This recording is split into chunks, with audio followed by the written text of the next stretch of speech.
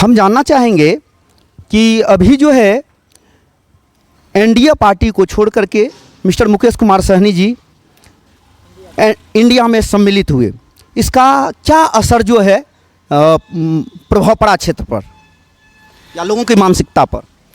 देखिए चंदन जी, हमारे आदरणीय मुकेश सहनी को इंडिया गठबंधन में शामिल होने से सबसे बहुत फ़ायदा ये मिला कि जो 40 लोकसभा सीट से 39 सीट जीते हुए थे, उसमें से 40 सीट पर इंडिया गठबंधन के द्वारा लड़ा गया, जिसमें आदरणीय मुकेश सहनी जी का प्रत्येक लोकसभा में चुनावी सभा हुआ। उस सभा के दरमियान में उस वोट का प्रतिशत देखा जाए, जो पहले के पूर्व सांसद 3 लाख, 3.5 लाख, 2.5 लाख, 1.5 लाख वोट से जीतते थे, उनका प्रतिशत हो गया है 30,000, 40,000, 50,000, इस रेशियो से घटा, मतलब जीत हुआ है। हमारी पार्टी नहीं जीत पाई, उसके लिए हम लोग को चिंता नहीं है। हम लोग बूथ स्तर से काम करेंगे अब विधानसभा की तैयारी के लिए, लेकिन वोट का प्रतिशत घटा है, हमको उसी में हम लोग को खुशी लग रहा है, क्योंकि जो सांसद 2.5 लाख, 2 लाख वोट से जीतते थे, उनका बहुत रेशियो घटा है। उससे हम लोग को अंदाज़ होता है कि वोट तो ट्रांसफ़र हुआ है, इसको कहीं आप दोहरा नहीं सकते हैं और इसमें कोई शक नहीं कर सकते हैं। तो आपका कहने का मतलब ये है कि आपकी पार्टी जो है एनडीए को छोड़ करके जब इंडिया में शामिल हुआ तो हारने के बाद भी आप जीत रहे हैं। वीआईपी पार्टी के सुप्रीमो आदरणीय मुकेश कुमार सहनी जी का क्षेत्र भ्रमण कार्यक्रम था। चुनावी सभा के बाद जो परिणाम हुआ, उसके उद्देश्य से वो क्षेत्र भ्रमण के लिए आए हुए थे, जिसमें जीवसपुर में बहुत की सबसे बड़ी संख्या में हम लोग का निषाद समुदाय का वोटर है, उनके उद्देश्य से मिलने के लिए आए हुए थे। और हमारे प्रखंड अध्यक्ष शंभू मुखिया की माँ का जो है सो देहांत हो गया था, तो उनके शोकाकुल के परिवार से खास करके मिलने के लिए, सांत्वना देने के लिए आए हुए थे। इसी उद्देश्य से आदरणीय मुकेश सहनी जी आए हुए थे। Thank you. आइए मिलते हैं वीआईपी पार्टी के राष्ट्रीय अध्यक्ष मिस्टर मुकेश कुमार सहनी जी से। आइए। अध्यक्ष हैं शंभू मुखिया जी, इनकी माता जी का देहांत हुआ है, तो हम श्रद्धांजलि सभा में आए। ईश्वर से कामना करते हैं, ईश्वर अपने चरणों में जगह दे, और यही कार्यक्रम है पार्टी के नेता लोग से मिलने के लिए। चुनाव के समय में तो आप देख ही रहे थे कि किस तरीके से पूरे बिहार में प्रचार प्रसार हो रहा था, और अभी चुनाव के बाद समय मिला है तो पार्टी के जहाँ पे भी पदाधिकारी है सबसे मिलने जुलने के लिए हम लोग यात्रा पे निकले हुए हैं। 2 दिवसीय यात्रा है, और पटना से निकल के मधेपुरा होते हुए, सुपौल होते सहरसा वगैरह सब, दरभंगा करते हुए, मुजफ्फरपुर करते हुए कल पटना पहुँचेंगे। तो यही पार्टी को मजबूती देने के लिए हम लोग निकले हुए हैं, और पार्टी के पदाधिकारी सबसे मिलना जुलना यही कार्यक्रम है। और कुछ विशेष सर कुछ जानना चाहेंगे कि सर एनडीए की तरफ से आपको 3 सीट मिला, फिर आप एनडीए नहीं, महागठबंधन से, और हम लोगों ने मजबूती से लड़ा। नहीं सर, हम ये जानना चाहेंगे कि आप फिर जो है मैदान में क्यों नहीं उतरे? इसमें कहीं आपको हार की डर सता रहा था, इसकी वजह से तो नहीं ये कारण रहा? नहीं, देखिए आपको जानकारी होगा कि अंतिम समय में हमारी गठबंधन हुआ, और गठबंधन में क्या है कि सीट जो भी मिला, उस सीट के अनुकूल वहाँ पे स्थानीय लोगों को हम लोगों ने मौका दिया। क्योंकि मेरा गृह जिला दरभंगा है, तो मैं चाहता था कि दरभंगा लड़े, लेकिन पहले से वहाँ कैंडिडेट घोषणा हो चुका था, और फिर कुछ नई जगह पे जाना सही नहीं है, क्योंकि तैयारी अगर ना हो तो वहाँ पे चुनाव नहीं लड़ना चाहिए। और स्थानीय को हमने मौका दिया, और फिर हमें स्टेट की राजनीति करना है। हमें बिहार में लड़ाई लड़कर, बिहार में जगह बनाकर, बिहार में लोगों को कल्याण करना है, उनके लिए काम करना है। दिल्ली में फ़िलहाल अभी हमें जाने की आवश्यकता हम महसूस नहीं कर रहे हैं।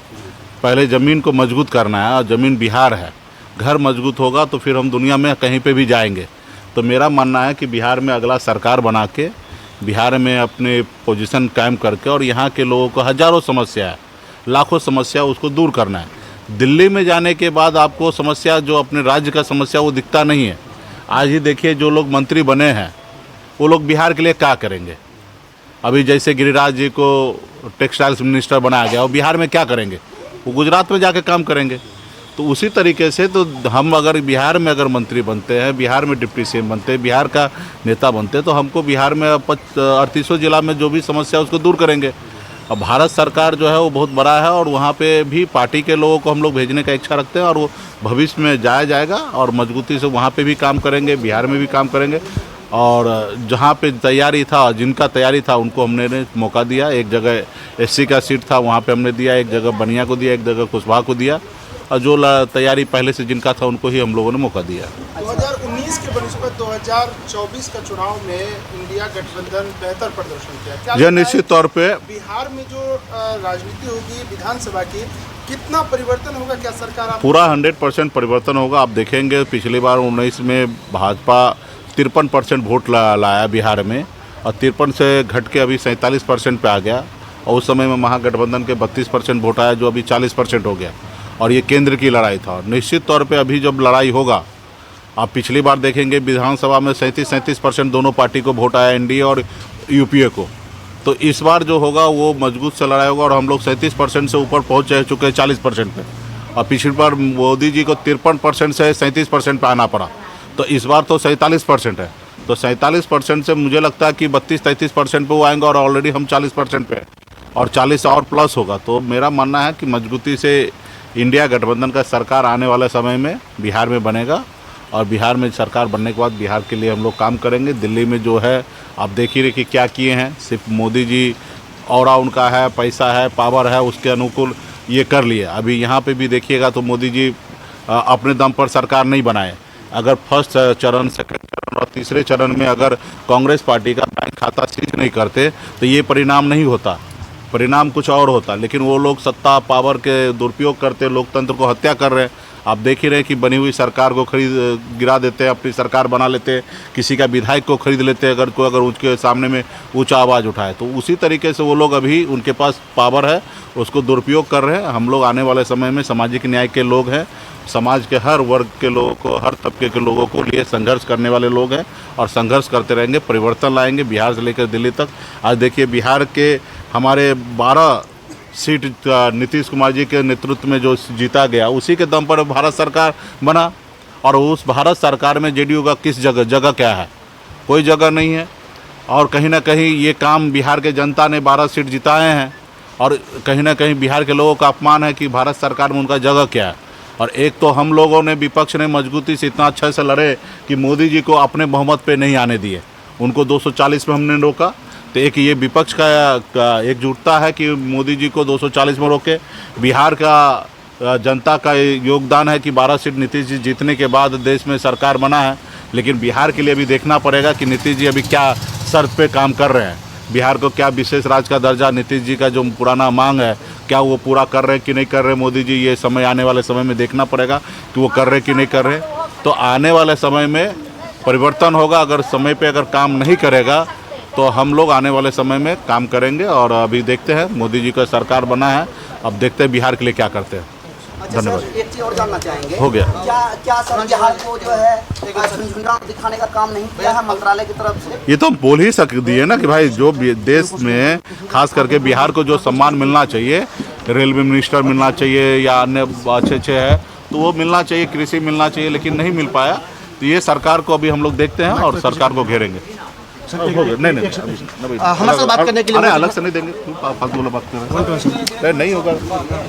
हाँ अरे वो बाद में करिएगा, आगे इसी पे है सर वीआईपी पार्टी पे आगे आके रूम में बात कीजिएगा। वीआईपी पार्टी पे ही है, वीआईपी पार्टी नहीं अभी बात नहीं। चलिए आगे बढ़िए। तो अभी मौजूद है वीआईपी पार्टी के राष्ट्रीय अध्यक्ष मिस्टर मुकेश कुमार सहनी जी, जो शंभू जी सुपौल जिला अंतर्गत छातापुर प्रखंड में शंभू जी जो उनके कार्यकर्ता थे, उनके यहाँ सोच सख्त परिवार को जो है दिलासा दिलाने के लिए आए हुए थे। इसी में हम सभी मौजूद थे और इन्हें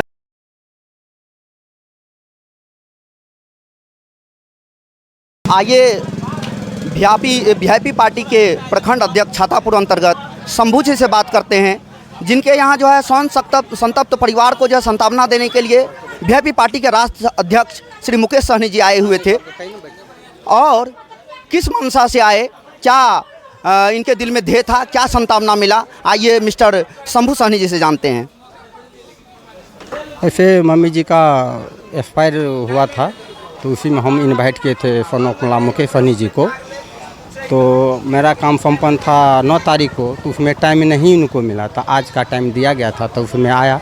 हम लोग को बहुत खुशी हुआ इस चीज़ से कि एक मलाह का नेता मलाह के दरवाजे पे आया। उससे बढ़ के तो खुशी कुछ और नहीं है हम लोगों के लिए। थैंक यू, धन्यवाद। बिल्कुल सही है कि अपने कार्यकर्ताओं के प्रति वीआईपी पार्टी के राष्ट्रीय अध्यक्ष हमेशा कॉन्शियस रहते हैं और भूमिका निभाते हैं, इसके लिए उनको भी धन्यवाद है। थैंक यू, मिलते हैं नेक्स्ट एपिसोड में।